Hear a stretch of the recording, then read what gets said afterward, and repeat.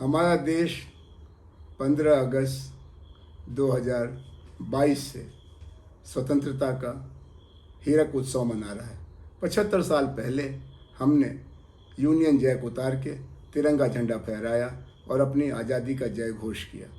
लेकिन इस आज़ादी की यात्रा में हमने समस्याओं का समाधान करने की जो एक तरह की कसम खाई, उसमें ये समीक्षा करने की ज़रूरत है कि 75 साल बाद कौन सी समस्याएं देश को अभी भी परेशान कर रही हैं।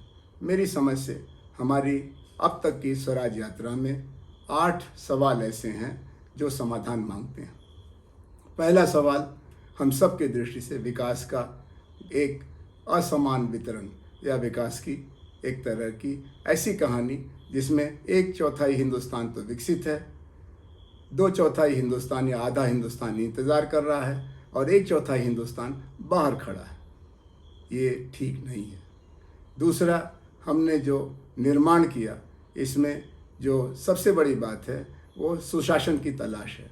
अंग्रेजी राज का हमने विरोध इसलिए नहीं किया कि वो एक अन्य जाति, एक अन्य नस्ल के लोगों का राज था। हमने विरोध इसलिए किया कि वो सुशासन नहीं था, कुशासन था। लोगों की मर्यादा का ख्याल नहीं था, लोगों के अधिकार नहीं थे। आज भारत में जो शासन व्यवस्था है इसमें सुशासन नहीं है और इसको हम भ्रष्टाचार की बीमारी से पहचानते हैं। एक तीसरी विफलता हमारी वैधता की है। हमने चुनाव के जरिए शासन चलाने का तय किया। जन्म, खानदान, जाति, धर्म इससे अलग बहुमत का लोकतंत्र बनाया और उसमें जो चुनाव की प्रणाली है उसकी मर्यादा की ज़रूरत थी। आज वह सबसे प्रदूषित है। हमारी चुनाव व्यवस्था जिससे राजसत्ता का जन्म होता है, जिससे उसका इकबाल बनता है, 3 बीमारियों से पीड़ित है। Money power, media power, muscle power, यानी धन शक्ति, मीडिया शक्ति और बाहुबलियों का आतंक। इससे पैदा जो भी शासन होता है, जो भी जीतते हारते हैं, उनका इकबाल नहीं होता है, उनकी वैधता नहीं होती है, उनका असर नहीं होता है। एक चौथा सवाल जिसको हमको ध्यान देना चाहिए वो है लोकतंत्र का गहरा होना, उसकी जड़ों का मजबूत होना। जब दलों में लोकतंत्र नहीं है तो देश में कहाँ से होगा।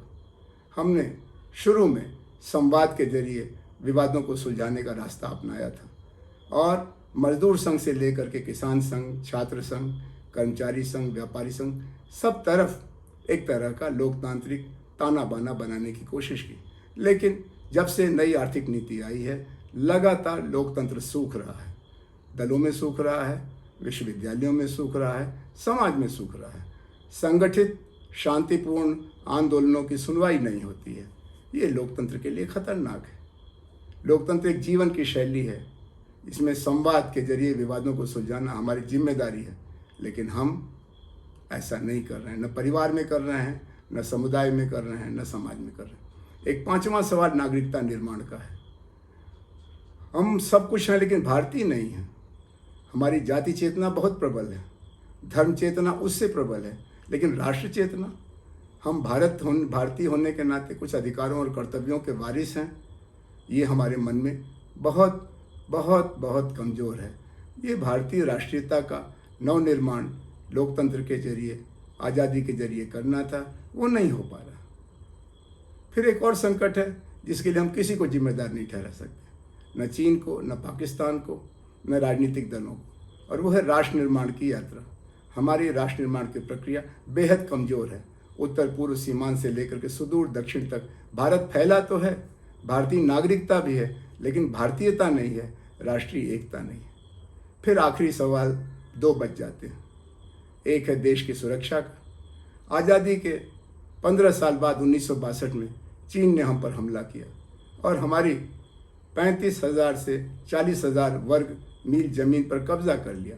संसद ने वादा किया कि 1-1 इंच ज़मीन जब तक नहीं लेंगे तब तक चैन नहीं। अब नई समस्या आ गई है। गलवान घाटी से लेकर के अरुणाचल तक चीन फिर ज़मीन की भूख से हमको परेशान कर रहा है और हम आधा सच आधा झूठ बोल रहे हैं। राष्ट्रीय सुरक्षा के बिना राष्ट्र निर्माण कैसे होगा। और आखिरी संकट पर्यावरण का है। हमने अपने जल, जंगल, ज़मीन और वायुमंडल का इतना दोहन कर लिया है कि देश की राजधानी में भी वहाँ की हवा जीने लायक नहीं है, वहाँ का पानी पीने लायक नहीं। जब देश की राजधानी की यह हालत है तो दूर दूर के कस्बों का क्या हाल होगा। आइए हम इन 8 सवालों को सुलझाएं और देश को बेहतर बनाएं।